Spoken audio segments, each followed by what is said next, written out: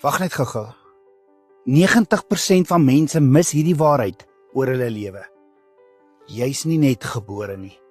Abba Vader roep ons om heilig te wees, soos hy heilig is. En hier is iets wat meeste mense mis. Jy het nie eers begin leef toe jy gebore is nie. Nee, jou roeping was reeds in beweging.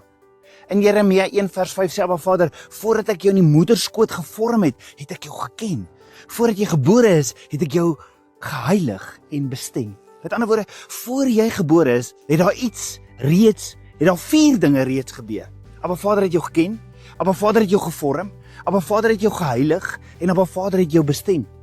Dit beteken, jy is nie toevallig hier, vandag op aardbol nie. Jy is geheilig en dit beteken, jy is afgesonder, op sy gesit vir die skepper van hemel en aarde se doel. Jy behoort aan hom. Hy het jou gemaak met 'n spesifieke doel en 'n plan. En hier is die waarheid.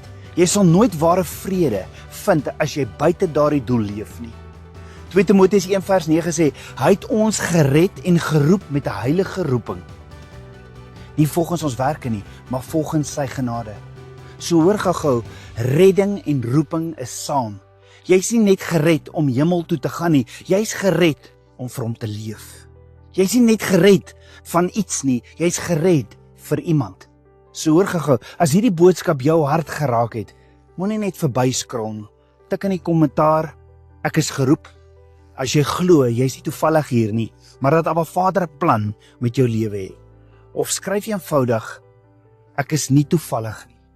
En ons staan saam met jou en bid dat jy in die Godgegewe doel sal begin leef wat Vader vir jou het. En onthou, staan op, jy is geroep vir 'n tyd soos nou.